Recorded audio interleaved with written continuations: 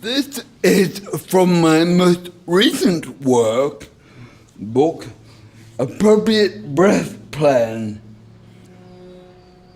Your foot unexpectedly declined at this point. You, to your eternal chagrin, were not so intimate with the various parts of your own body as to assign them a gender or even a name. Now, where were you? You were stepping on a golden peninsula with unusually clear vision. No, you walked, making exaggerated crunching sounds through an unevenly flat expanse of tangled low greenery.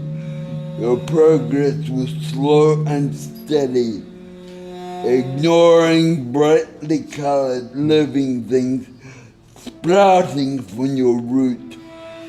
It seemed as if you had been automated as you maintained the inflexible zombie-like pace over the equivalent distance of a number of stadia, a region roughly corresponding to the top of your head became daubed with a thin green fluid, an event which did not come to your attention.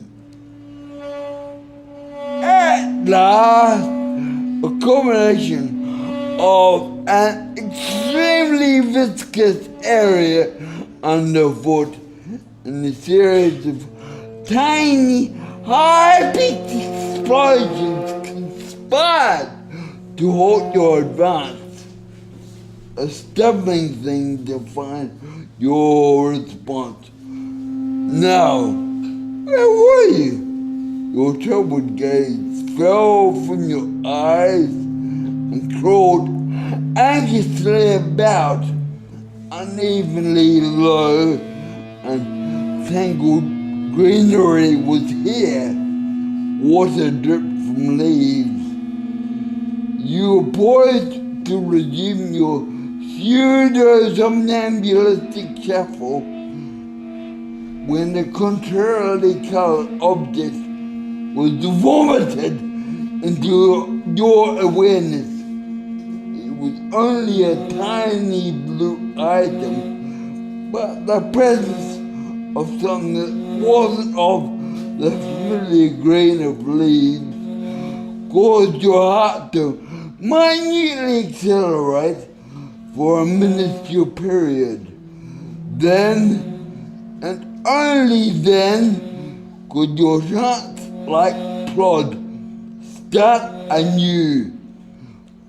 Long was your unaware saunter, but the landscape was largely repetitive. Moving thus meant that the occasional contrarily colored object passed your person without note. Some of these were smeared over your person, as if in a bid for posthumous recognition.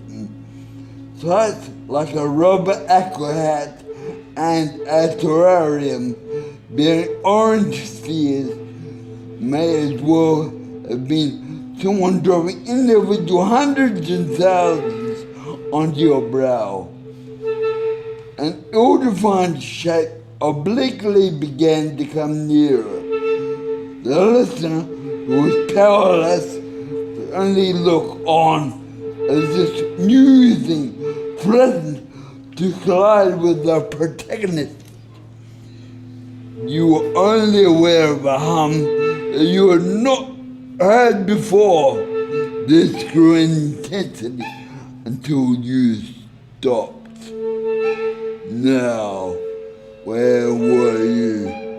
Before you could adequately answer, you had to nimbly avoid that swiftly oncoming thing. This induced you to fall over, You folded your legs and your arms in order to reduce the impact upon your person. As it was, you fell into vegetation and were not severely harmed. Joyous slurps and pops serenaded your head as your seated form surveyed what had so recently not struck you. When you squinted, you were able to see an unmanned velocipede gently turning away. Although your ears strained, all that you heard was birdsong and eerie sound of wind blowing through the bicycle's frame. Quickly, a thing fell. It didn't have the opportunity to harm you because you weren't included in its trajectory. You became aware of it before its landing due to the choked hum that it produced during its descent. The thing was similar to a stretched egg, something at one end seemed like nothing other than a head. Much of the body was of an off-white color, except this, which was of a blue that veered towards grey. You peered at this intruder. You kept peering. A time when you were not peering became an imperfect memory. The object's resemblance to a witchetty or witchetty grub slid into your consciousness. A slightly hungered you inclined your head towards it. Could you eat this? What did the blue head conceal? An excitingly peculiar snap emerged from the item in question. Accompanying this, or even causing it, was the animal's adoption of a completely blue hue. This was the same blue-grey as the head, dissipating any remaining thoughts of digestion. One regarded the slightest noise with terror. Before you spouted a veritable forest of diverse growths that bore the name tree. Some seemed native to the region, while others were, perhaps obviously, introduced. You observed the occasional tall, stretched staff.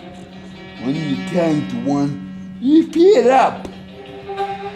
You were mildly surprised to see that this possibly the grotesquely enlarged head of an ant.